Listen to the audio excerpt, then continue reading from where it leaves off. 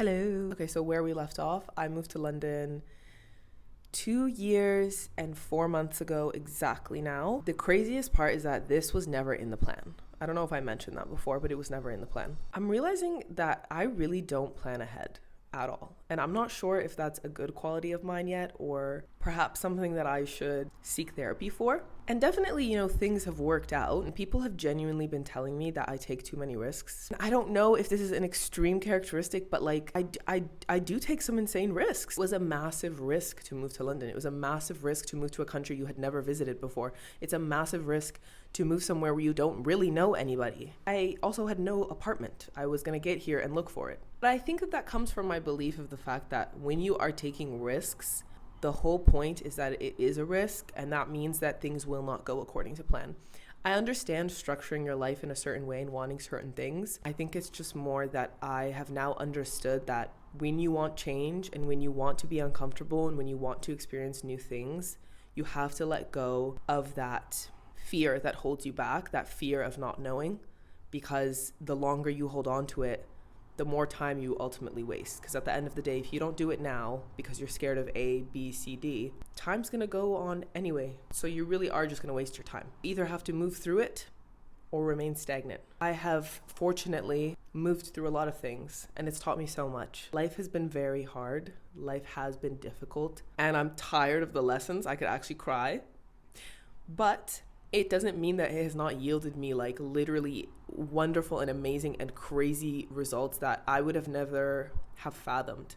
I couldn't plan the stuff that has happened to me, the good and the bad. So I have to accept the fact that if I want the good to happen to me and the wonderful stuff to happen to me, it's probably gonna come with a lot of hardship and the bad. But when you change your perspective, no, but for real, I feel like that's really what I've learned. Another thing that I did when I left is I actually didn't tell anybody really. I told my family and I told 2 close friends. I think to me, the catalyst was just the fact that I felt I was stuck. I felt I was too comfortable. I felt like I knew what every single day was going to bring to me. And that bored me to no end. It really did. When I arrived here, I remember getting to my Airbnb. I was so scared. The feeling, sometimes I compare it to the same feeling of the first night when I had moved out of my home and slept in my apartment. It's this feeling of genuine innate fear, to my bones, to my soul. Doing this is going to be scary. You have to understand how scary it is. I can't sugarcoat it. It is genuinely terrifying to make big changes in your life. It's scary to take risks, but look what has happened. I always say no regrets because however, the day of, terrifying. It is fear, genuine fear. I went to sleep. I was so scared. I was really taking in that I was oceans away from everyone that I knew and everything that I knew. And I had absolutely no idea what was going to happen. But there's also this rush of just wild excitement because you don't know what's going to happen. The flat search depleted me and very much made me mentally ill. Eventually I landed on an apartment. The way that I got my apartment that I'm still in today, I saw the post go up and I kid you not, I think it was a minute that it had gone up, called the property manager, put a deposit on it.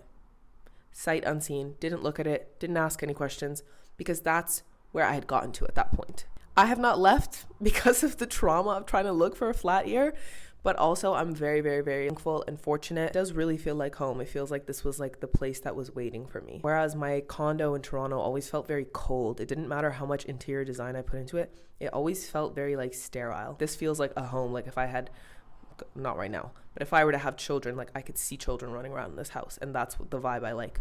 Without the children. If you told little me that I would be living in London independently in the flat of my dreams, I really wouldn't have believed you. Back to my original point of the fact that you will not do a lot of the things that you want to do if you wait for the perfect time to do it. You have to do it scared. You have to do it unsure. You have to do things when you're not ready. You're never gonna be ready. I couldn't have made myself ready for what has happened since I moved to London to today. I couldn't have been prepared. So you just have to do it anyways. I remember when I was boarding the plane, my mom was like, okay, well, what are you going to do if you don't find a job? What are you going to do if you run out of money? And I was like, well, I won't, because there's no other plan. There's only plan A. I have to find a job. I have to make money. I have to live there. I have no other choice. This is my choice and it must happen. Like, I know it's going to happen. I don't know how. I couldn't tell you how, but I know that it's going to happen. I am just so genuinely thankful for where I am today. And of course, many struggles. Number one being loneliness. I think I had to basically build my life from scratch again, right? So I didn't know anybody, and I am an incredibly social person. I love having friends, and my biggest hurdle probably had to be the fact that I was alone for a large portion of the beginning of my move. And by large portion, I mean almost a year and a half. I think it took me to finally really find people. And then I would say fast forward to today, where I'm coming up on 2 years and almost a half, is when I feel I've actually found people, real people, like community. I cried a lot. I remember I was really upset. Like, I would be home all the time. I would be alone. It was really, really hard. It was really sad. Just having to build your entire life from scratch is one thing. The importance of community and the importance of friendship, which I always talk about, that is what enriches your life. That is what makes life worth living. And when you move away from your family, which is usually people's built-in support system, well, you don't have anything. When you value friendship and you actually want to make quality friends, well, now it's going to be 10 times harder, especially when you're trying to find people who hold the same standards and quality of friendship as you, because as we all know, I mean, in general, it's hard to find good people. Then you want to find people that are going to be intentional in their friendship and people who are going to understand the meaning of community and what real friendship actually is. It's like dating, but it's, I would say, worse, because when I'm being rejected by someone who I'm trying to be friends with, it hurts. It hurts a lot. I actually don't care when a man rejects me, but when a woman that I'm trying to be friends with doesn't call me back or doesn't want to hang out again after the first time, I mean, that's the kind of rejection that really builds character. That's the kind of rejection that'll get you places. It takes a lot of work. It takes a lot of intention and work and effort and time, which I hate to say it, but again, people do not put any of that into friendship anymore. They don't. Women specifically will put that into relationships, which is really a shame, because don't get me started, but romantic relationships will never, ever, ever, ever, ever feed you the way that friendship will. However, after all of the effort, it is, like anything, very rewarding. Genuinely, I can say that I have a wonderful and beautiful community around me, specifically women. Female friends that I have now, I have dreamed about for genuinely a very long time. And that's not to say that every single one of them is perfect.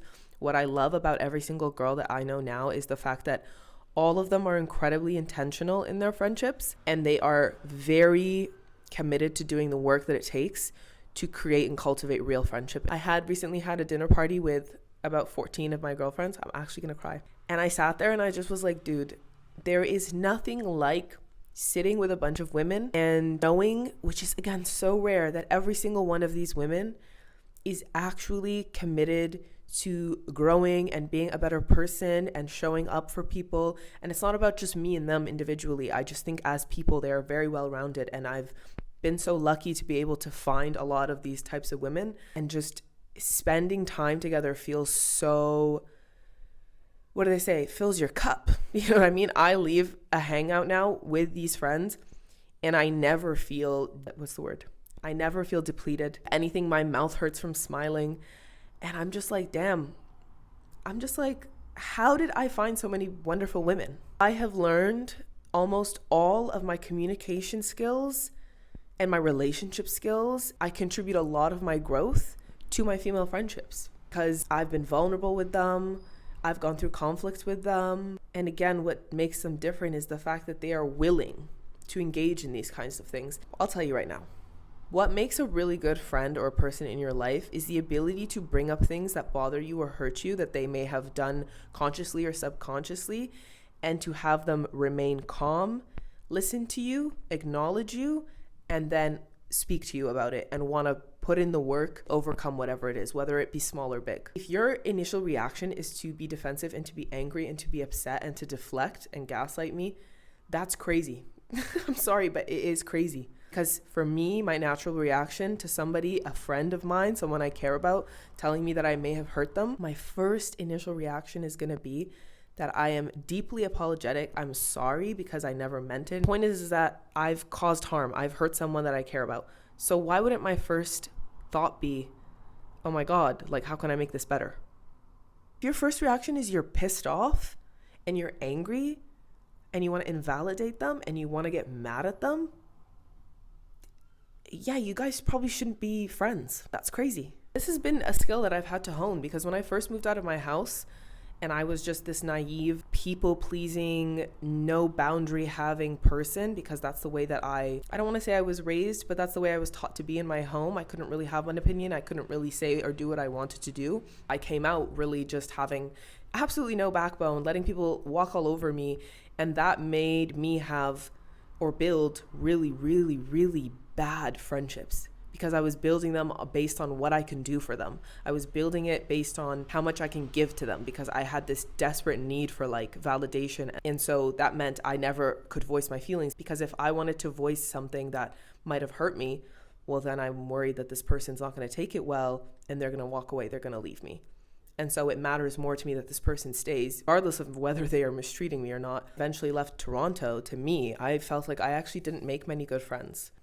And I feel like now, finally, I'm about to turn 29 and I've formed such beautiful friendships, because I've become such an advocate for myself, and I love to say selfish, because I actually think the word selfish is not a negative thing, but I've become so selfish to the point where I know myself so well. I am better able to show up for others in an authentic way and create real relationships with them, rather than this like hollowed version of me that I was before, that would just sit mute and pretend that she was okay with everything when she wasn't. I remember actually like 2 weeks ago, I was on a date and this man asked me, he was like, because I've never been in a relationship and I've never been in love romantically. I've really just decentered men. We'll get into that another day. We're on a date and he said, I have a question. I was like, what? And he said, don't you ever feel like really lonely because you've never experienced romantic love?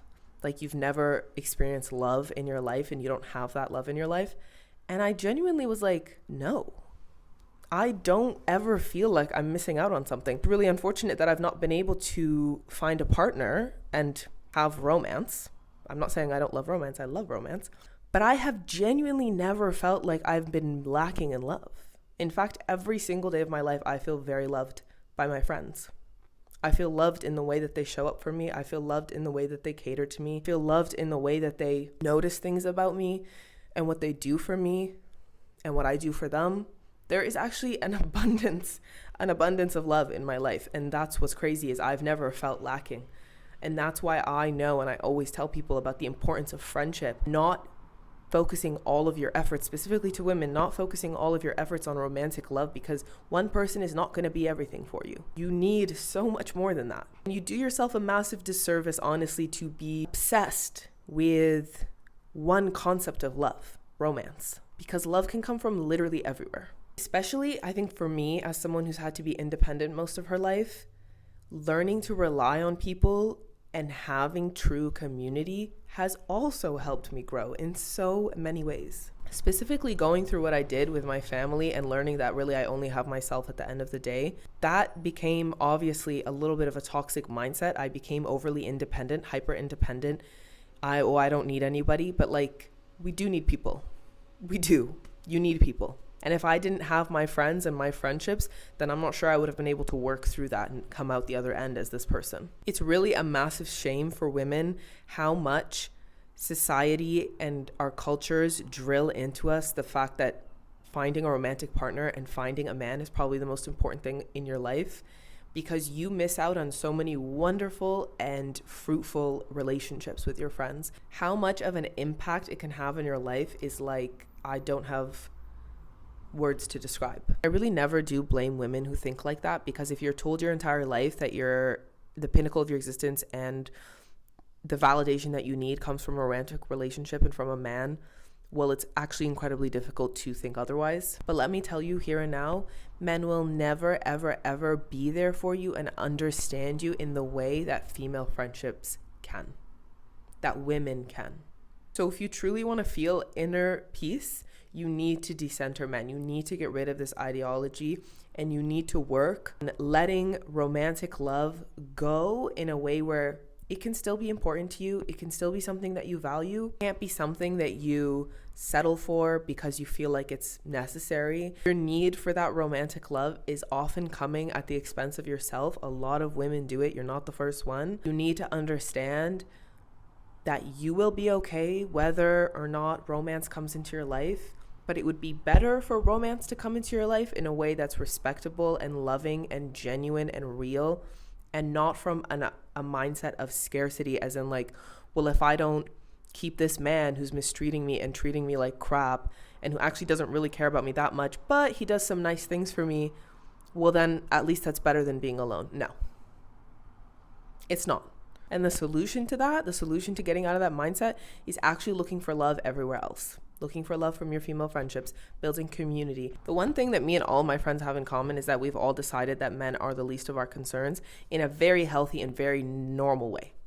Because don't get me wrong, we all love men, unfortunately. We love men. We love romance. We're all lover girls.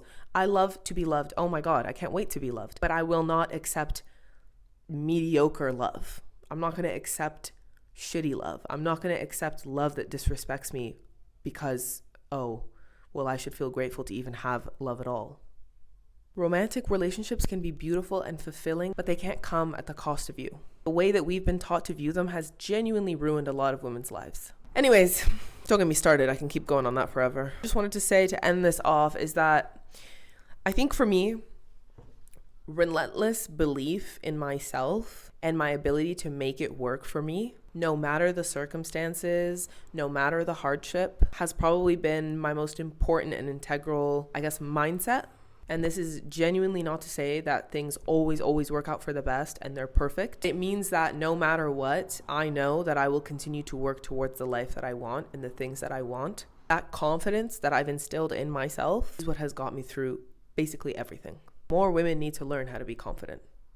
You need to be confident. You need to believe in yourself. You need to be selfish. Okay, that got deep. Woo. Anyways, thanks for watching. I'll talk to you soon.